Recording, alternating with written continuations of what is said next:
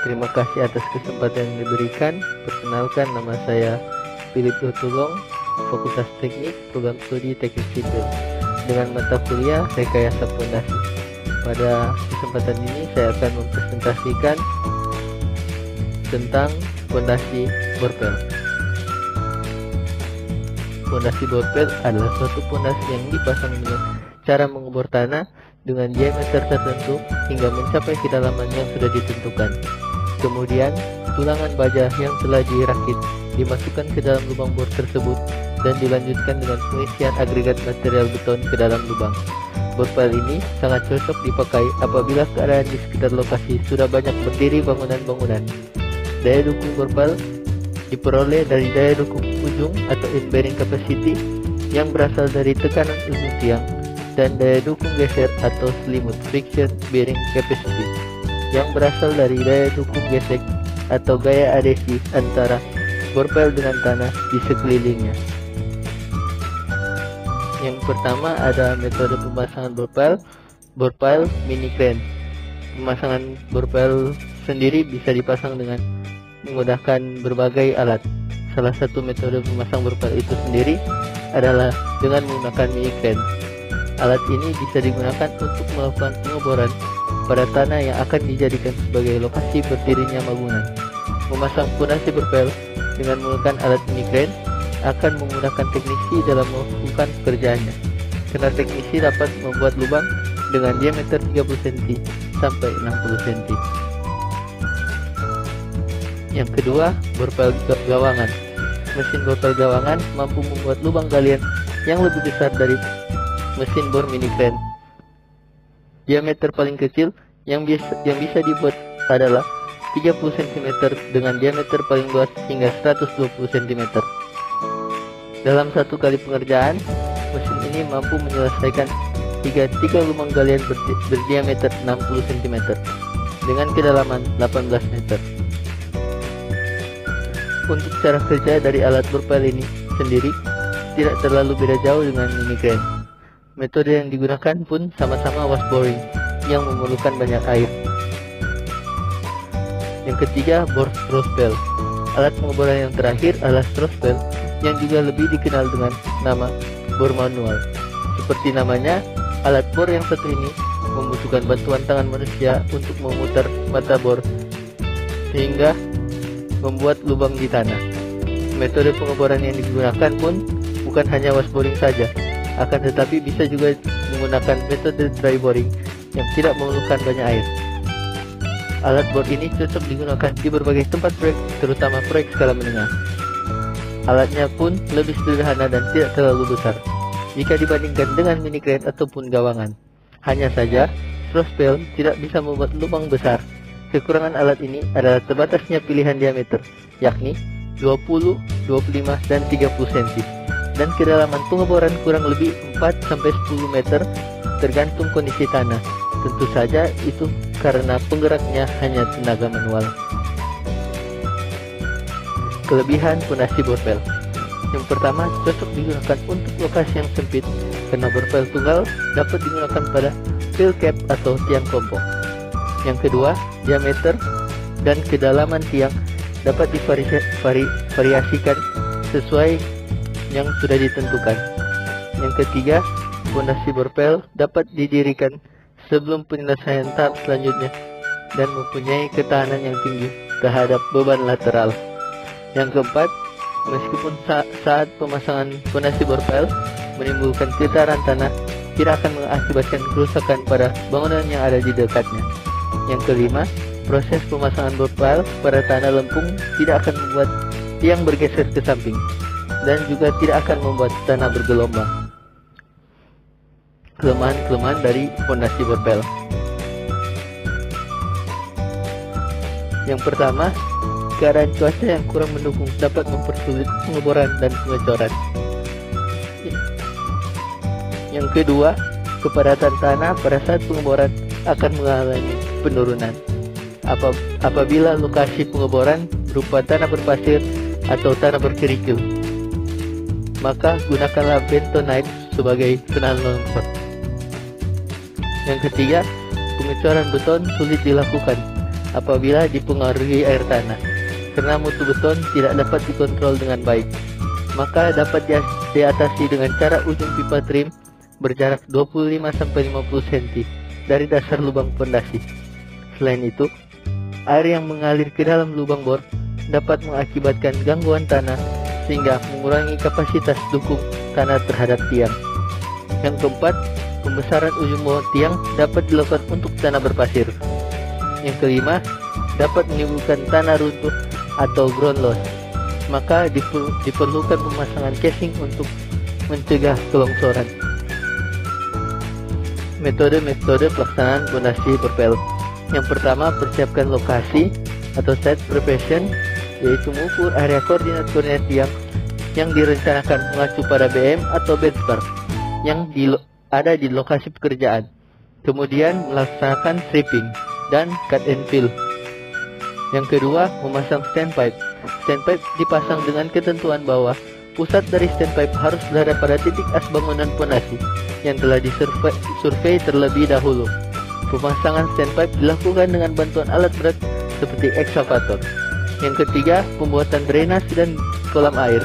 Kolam air berfungsi untuk penampungan air bersih yang akan digunakan untuk pekerjaan pengeboran sekaligus untuk penampungan air bercampur lumut hasil dari pengeboran. Yang keempat, setting mesin bor.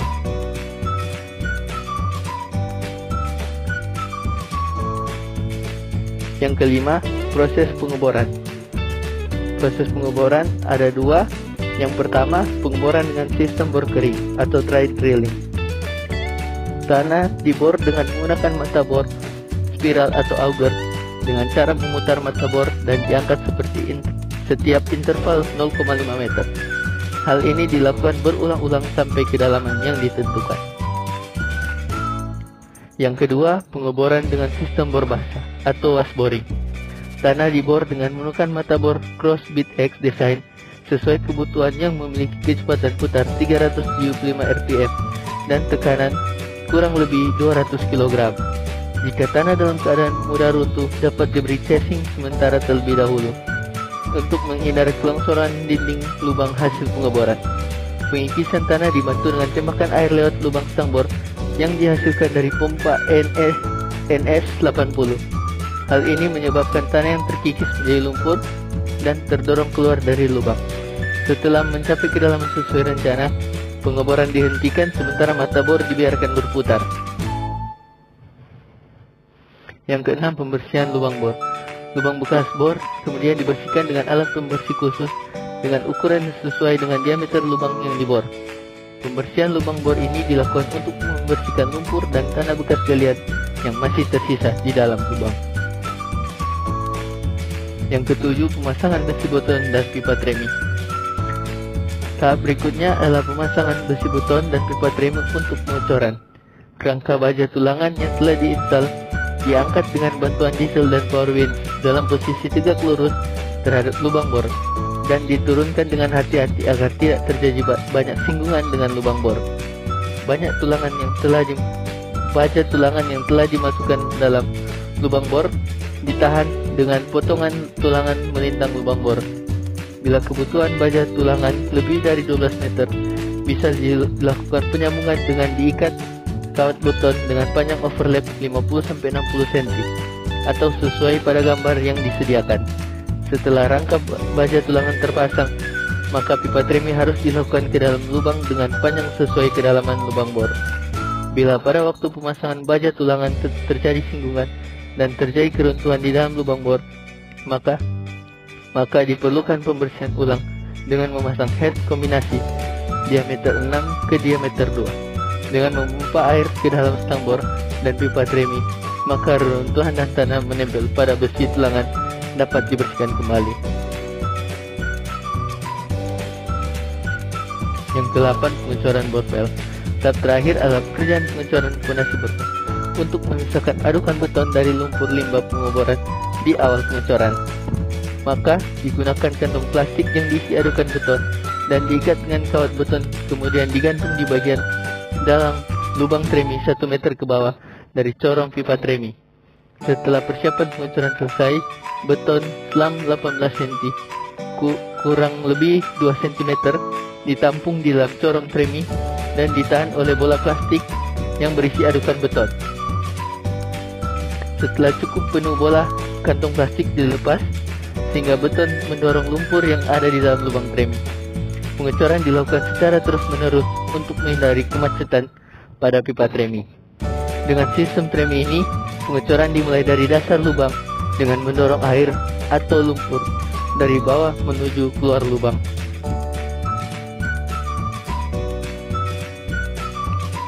Perhitungan fondasi bor pile. Di sini menggunakan metode Mehrhof. Kuat dukung ultimate diameter tiang 60 cm dan dikonversikan menjadi meter 0,6 meter.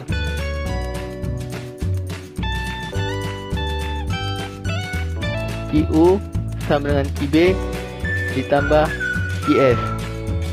Yang pertama, tahanan ujung ultimate, yang dimana rumus QB sama dengan AB kali QB, yang dimana QB besar kuat dukung ujung tiang, AB luas penampang, dan QB kecil tahanan ujung persatuan luas. QB kecil sama dengan tegangan efektif dikali faktor kuat dukung sama dengan 55, dan sudut geser 30. QB kecil sama dengan 175,50 kali 55 sama dengan 9652,50 kN per meter kuadrat.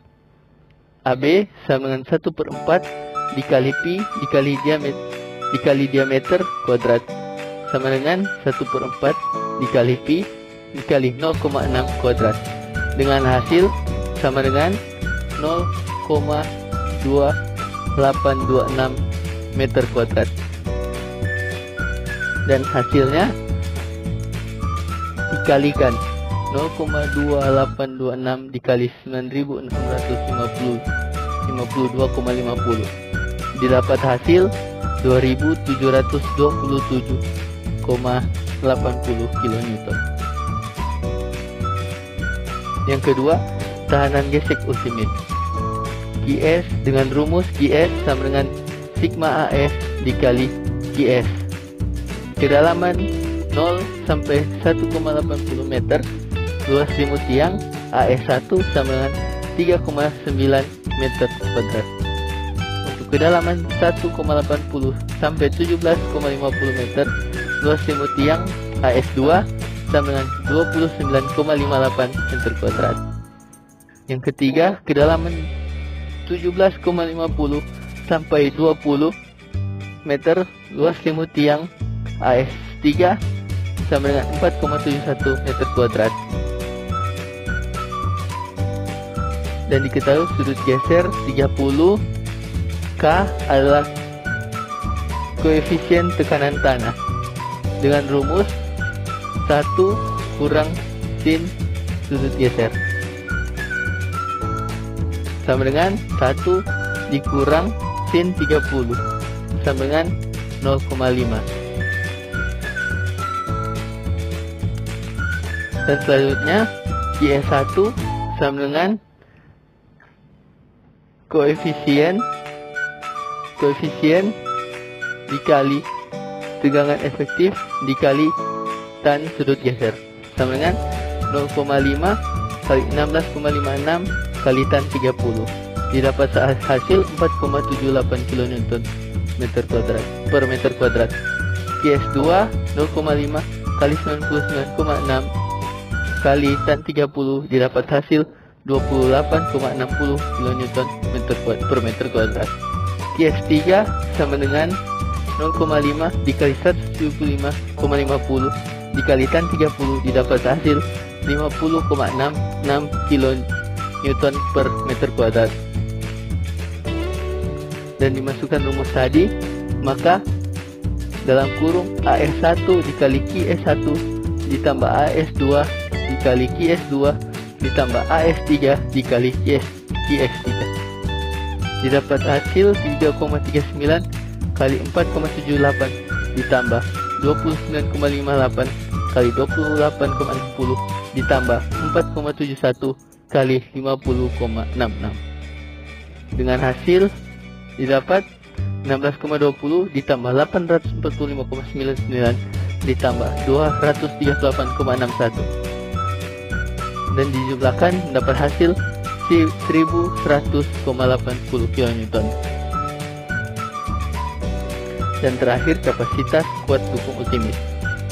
IU sama dengan IB ditambah IS sama dengan 2727,80 ditambah 1100,80 didapat hasil 3828,60 kN. Sekian presentasi saya, terima kasih.